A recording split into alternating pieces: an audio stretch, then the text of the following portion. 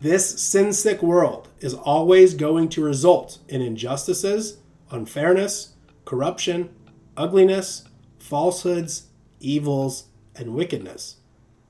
There are always going to be godless men and women, godless men and godless women. And there are always going to be problems that arise out of them existing alongside each other, right? But our solution, the only solution, is the salvation offered to us all by the one who is the truth, the light, and the way. These MGTOWs are often correct in their complaints. Let's just be real. Let's take the emotions aside. Let's take the name calling out of it. These MGTOW dudes, these MGTOW bros, are often correct in their complaints. You listen to them, you hear them out. There's validity to their complaints. And it's usually based on real experiences in their own lives or things in their close circles that they've seen and witnessed. They recognize the problems in our society today, and they have likely experienced firsthand, again, very real unfairnesses and injustices, abuses, and even traumas, right? However, although those complaints are valid and true and real, right? And it is unfair and it is unjust in so many of the cases. However, responding to a sin-sick world with anger, fear, despair, rage, wrath, or hopelessness is never going to be a true and meaningful solution. Ever. Because simply life is not fair. This world is cruel. People are fallen. People are sinful.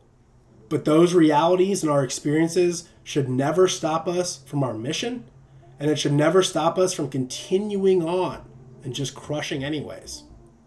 Right? This world's cruel. Things aren't fair. There are injustices, right? Sin plagues human hearts. That doesn't stop you from your mission. That doesn't stop you as a man of God, a righteously masculine bro, of just moving on and crushing anyways, right? We must, again, seek to become both righteous and masculine. That is the correct solution to this problem, and that journey will involve sacrifice and submission and stewardship and risk-taking, rejection. There's going to be plenty of rejection along the way. There's going to be a lot of failure along the way, struggles and hardships and injustices and unfairness, right? Because that's life. Because we're men living and dealing in a sin-sick, fallen state, in a fallen world, right? Life is going to be tough. Problems will arise. There are going to be monsters that need to be conquered, right? Defeated.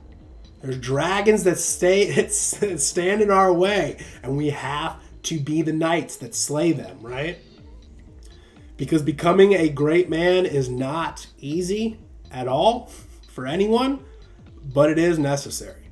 It's absolutely necessary. And the state of men and women today, who are both mostly weak, physically weak that is, emotionally unstable, and spiritually broken, is causing a collapse of our entire civilization. Have you looked around lately? Have you been observant lately about the state of our civilization and it's just crumbling? You know, the breakdown of all that was built and maintained by our ancestors, the blood, the sweat, the tears of those who came before us and survived the wilderness, tamed wild animals, discovered amazing technologies, investigated nature, documented existence, explored new lands, conquered the seas, built towers into the skies, right? Moved mountains, like literally moved mountains, drafted timeless legal codes, recorded history for everyone to know about that came after, created long-lasting institutions, forged empires, right? Defeated the barbarians at the gates, and just in general, built, grew, and passed on all the good, true, and beautiful things mankind has ever done to all of those who came after themselves, right? They sacrificed and they crushed And we inherited that, and we're destroying it. It's all crumbling. We're angry at women, and so we're just destroying everything our ancestors built and left us, right? All of their accomplishments are just going into the nonsense clown world that our society is at this point, right? All of that, all that they did for us, is now being squandered by a couple generations of spoiled and coddled and overly protected, risk-adverse, pleasure-seeking, selfish individuals who complain about the way things are instead of getting on with becoming the positive change that is needed to correct the course. You know? Instead of being a true solution to the problems at hand, we're just complaining. We're crying and we're complaining. We're running and we're hiding. We're sitting down and we're being quiet. When our ancestors are crying out to us, go and crush anyways. Look at what we left you. Look at what we did for you. And we're just like, girls were mean to me. Girl was mean to me. Life's unfair. We're throwing away our inheritance, abandoning our culture, ending our bloodlines. Our bloodlines are ending because life has been, sort of difficult, kind of unfair, lately.